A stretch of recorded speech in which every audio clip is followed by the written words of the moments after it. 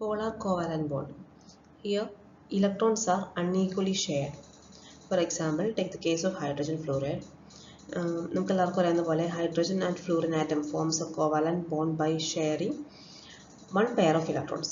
Here, in this case, fluorine atom is more electronegative than hydrogen.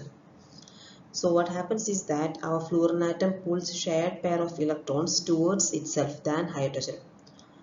So it results in the formation of a partial positive charge towards hydrogen atom and a partial negative charge towards fluorine atom. Therefore, this bond is a polar bond because this is having a positive pole and a negative pole. Now let's take the case of non-polar covalent bond.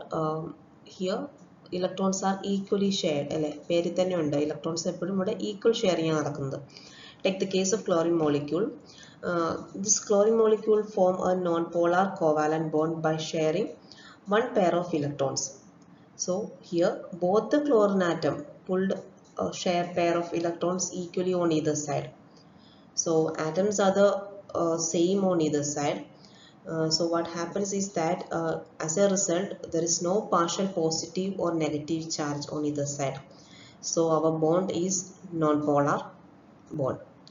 And this molecule does not have a positive or negative pole. Now let's discuss some factors which determine polarity. There are mainly two factors, that are electronegativity difference and net dipole moment. Take the case of electronegativity.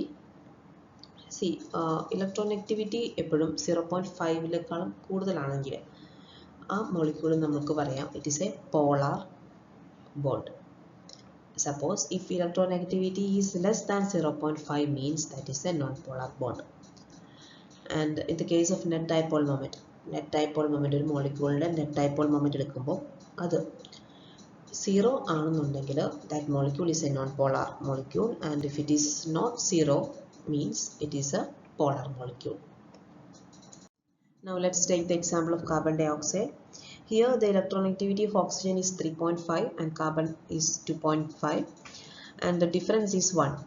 So electronegativity is greater than 0.5. That means this is a polar bond. But there are two factors. One is electronegativity. We just discussed about this electronegativity. Now we are moving on to the dipole moment. Take the case of dipole moment of this molecule. Suppose we are drawing an arrow which starts from the atom having positive charge and pointed towards the negatively charged atom. നമുക്കറിയാം എപ്പോഴും ഈ dipole moment എന്ന് പറയുന്നത് അതൊരു vector quantity ആണ്. That means അത് എപ്പോഴും ഒരു പോസിറ്റീവിൽ നിന്നും നെഗറ്റീവിലേക്കായിരിക്കും അത് എപ്പോഴും മൂവ് ചെയ്യുള്ളൂ.